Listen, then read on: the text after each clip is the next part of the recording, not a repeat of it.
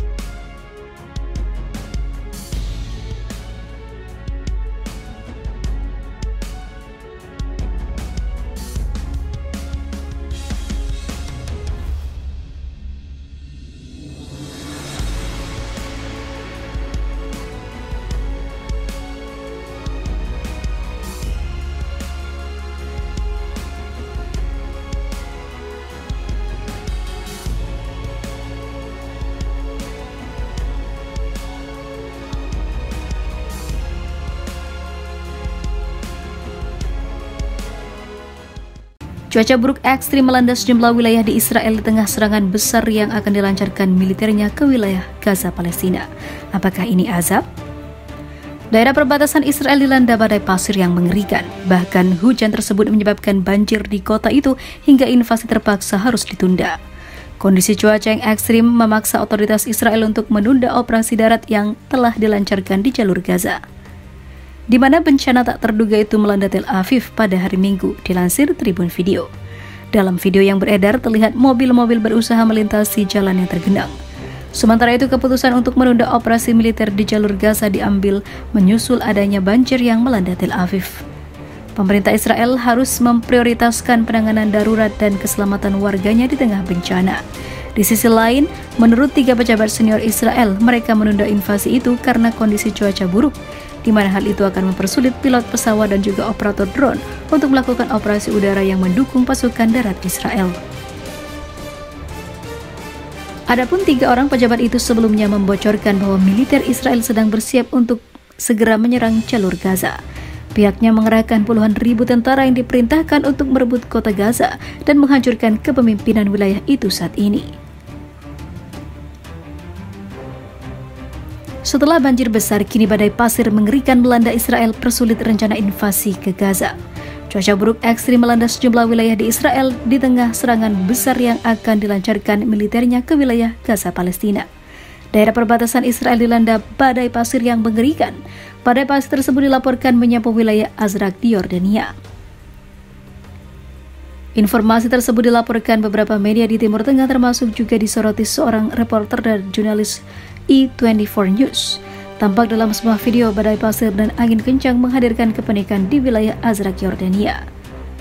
Sebelumnya, satu di antara kota di Israel, Tel Aviv, dilanda hujan deras saat akan melancarkan serangan darat di jalur Gaza.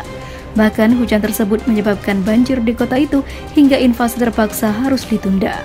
Hal ini lantaran pemerintah Israel harus memprioritaskan penanganan darurat dan juga keselamatan warganya di tengah bencana. Di sisi lain, menurut 3 pejabat senior Israel, mereka menunda invasi itu karena kondisi cuaca yang semakin buruk.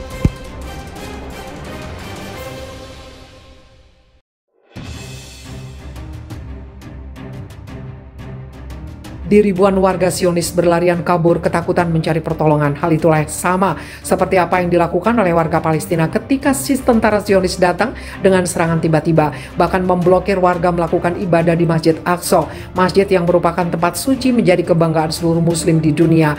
Kualat adalah kata yang pas yang bisa menggambarkan hal yang terjadi pada Israel, namun masih tidak disadarinya.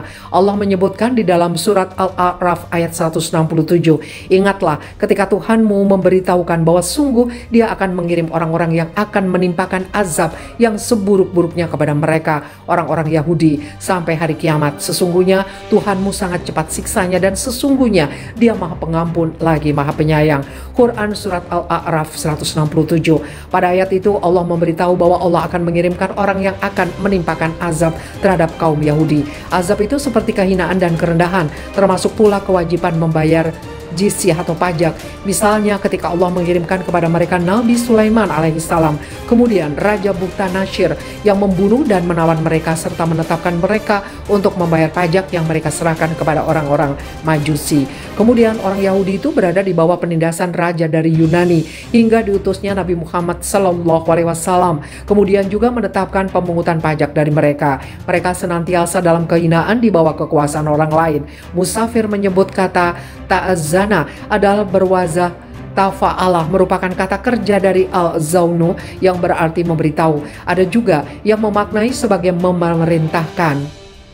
Sampai hari ini kiamat orang-orang yang akan menimpakan kepada mereka azab yang seburuk-buruknya, yaitu disebabkan oleh kemaksiatan dan pelanggaran yang mereka lakukan. Selanjutnya, inna rabbuka yasari'ul iqab, sesungguhnya Tuhanmu amat cepat siksaannya, yaitu bagi orang yang berbuat maksiat.